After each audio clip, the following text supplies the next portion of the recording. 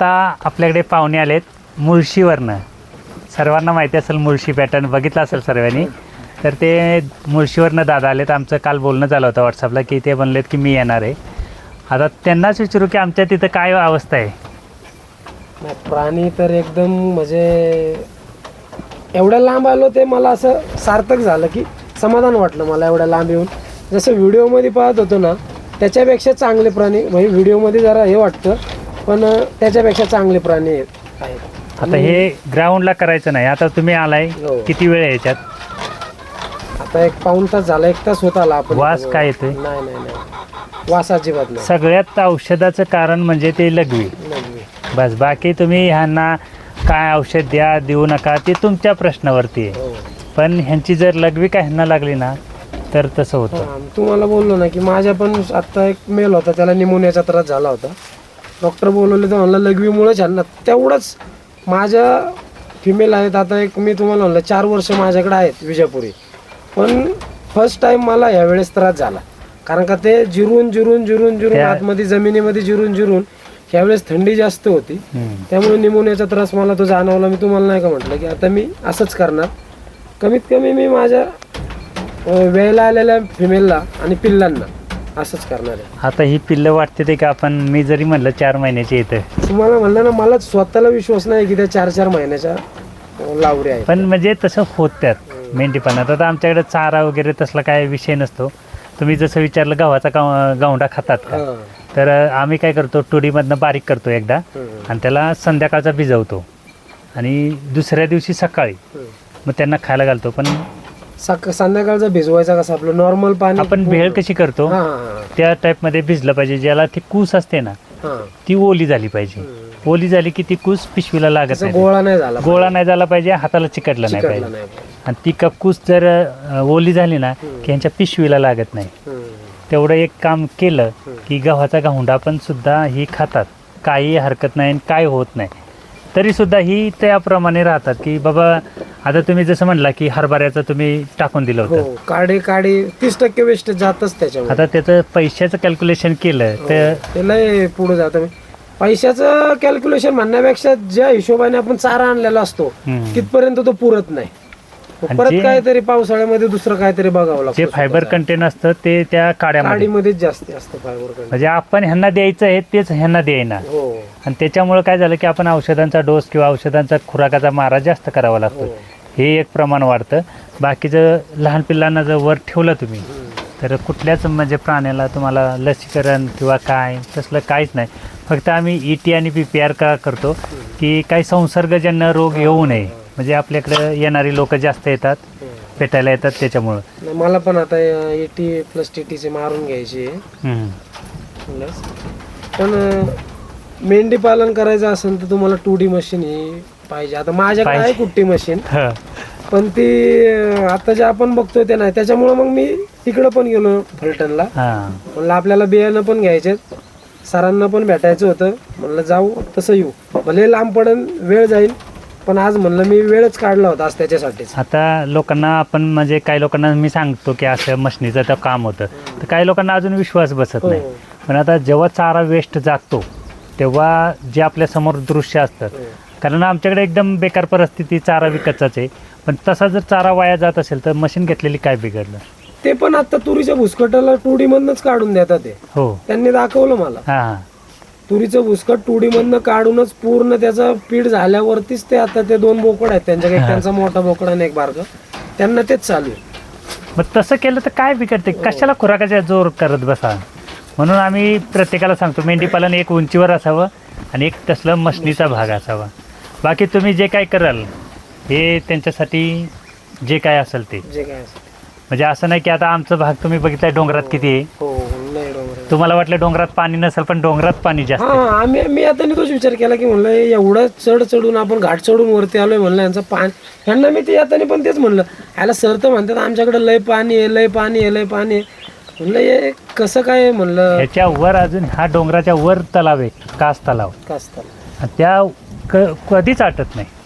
त्या म्हणतात हे समोर आमच्या म्हणजे ह्याच्या वर आहे अजून ती जी बाउंड्री दिसते ते कास पठार आहे पण ते पण पाणी कधीच आटत नाही. मग विचार करा एवढ्या डोंगरावरती आमच्याकडे पाणी आहे आम्हाला सुद्धा प्यायला झऱ्याचंच पाणी, पण शेती आमची होत नाही त्या थंडीमुळे. थंडामुळे जास्त. मग आम्ही काय करतो, शेतातला कचराच गोळा करणे आणि ह्यांच्यासाठी बनवणे, बाकी काय नाही. म्हणून मी लोकांना सांगतो, काय जर चांगलं तुमच्याकडे कन्सेप्ट असेल, तुम्ही शेळीपालन केलं आहे, हो. तुमच्याकडे शेळीपालनाचा चाऱ्याचा अनुभव आहे, त्यातला अर्ध जरी ह्याच्यात केलं ना तरी 100% सक्सेस. नाही मी तेच केलं ना. मग आता मी काय केलं, सुबाबुळ आहे आपली, तुम्हाला सांगितलं मॅगास्वीट 1 एकरला लावलेला आहे मी, तो असा झालेला आहे चांगला.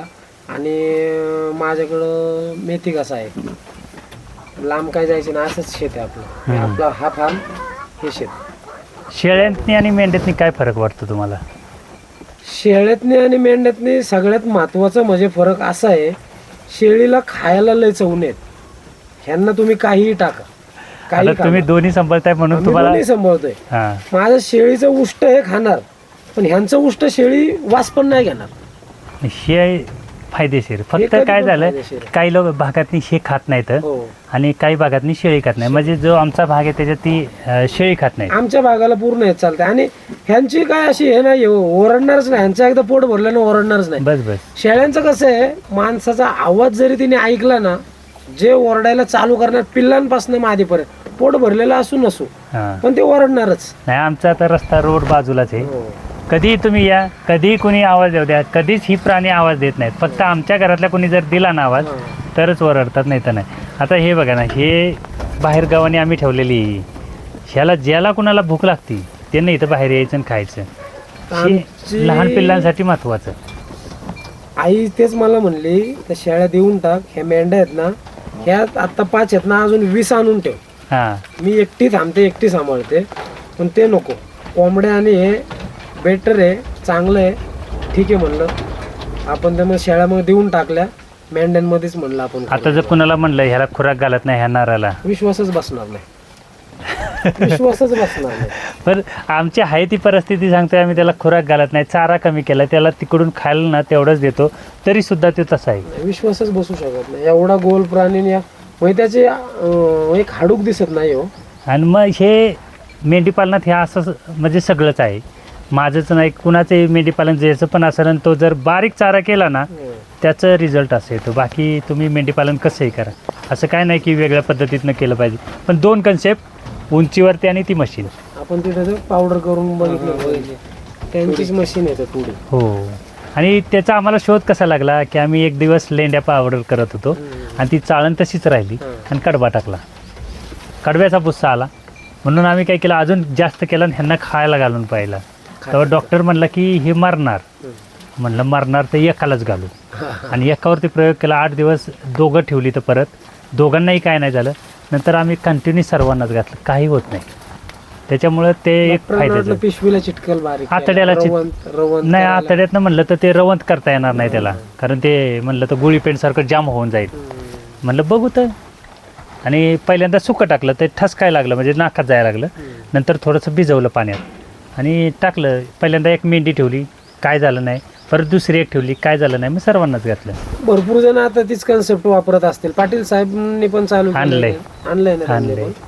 सर्वांनी ज्यांनी मेंढीपालन केलं ना, आता काय होतं मोठ्या प्रमाणात आहे. पहिल्यांदा गव्हाणीतनी सुका जो काय टाकायचा हरभरा वगैरे, त्याच्या काट्या राहिलेल्या फक्त चाळण करतात. पाला ही खाते आहे ना, मग राहिलेल्या काट्या जमा करायच्या आणि परत चाळण करायची. ते परत ह्याच्यामध्ये मिक्स करून टाकायचं, खातायत. म्हणजे सगळंच दळण्यापेक्षा ज्यांच्याकडे जास्त काड्या राहतात तेवढं काड्याच दळणे फक्त. बस पुढचा टाकताना त्या काड्या मिक्स करून त्यात काड्यामध्ये मिक्स करून ते राहिलेल्या काड्या परत गोळा करायच्या, एवढंच कन्सेप्ट आहे. बाकी काय नाही. पण ज्यांनी मेंढीपालन केले तो मशिनीशिवाय नाहीच आता करणार. कारण प्रत्येकाला चाऱ्याचं गमक कळलं, आणि जेवढा चाऱ्यावरती खर्च वाचेल तेवढाच ह्यातनं प्लस पैसा येणार आहे. माझा 30% वेस्टेज गेला म्हणजे माझे 3-4 महिने चारा पुरला असता मशीनचा माझ्याकडे असते. आणि तेवढे त्याच्यापेक्षा जास्त प्राणी जगले असते.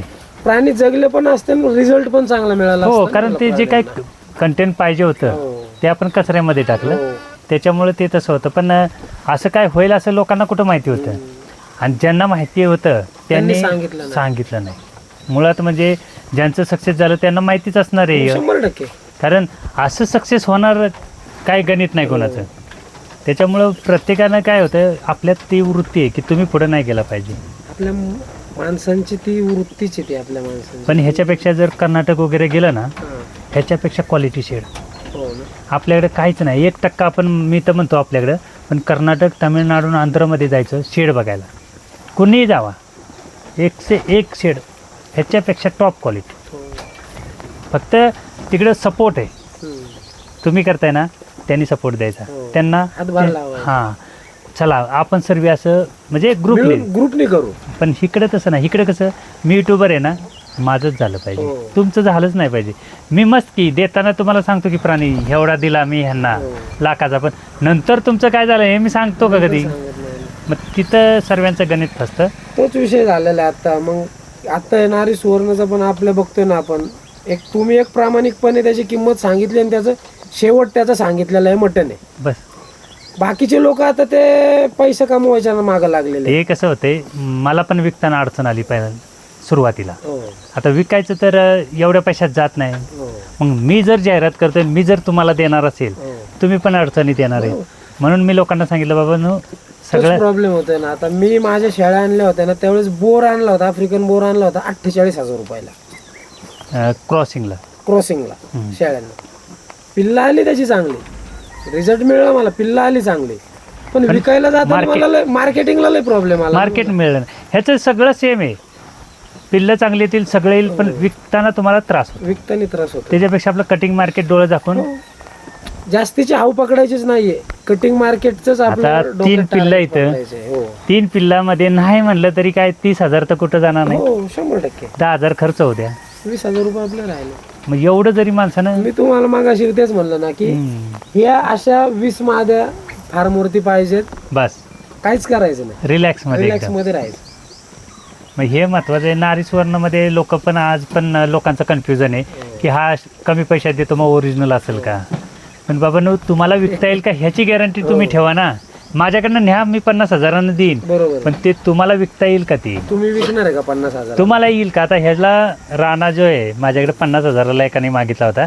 मी त्यांना काय सांगितलं होतं, तुम्हाला तो 50 न पुढे विकता येईल का ह्याची चौकशी करा मग न्या. मी तर त्याची 20,000 कॉस्टिंग सांगतो तुम्हाला.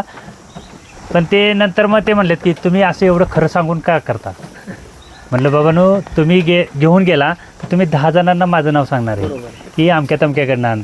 आणि जर 10 जणांनी 10 जणांना सांगितलं तर म्हटलं 1000 लोकांपर्यंत पोचायला का कमी आहे का? मग त्यापेक्षा मी जर चांगल्या पद्धतीनं दिलं तर तुम्ही चांगल्या लोकांना सांगाल ती इथे येणार आहे.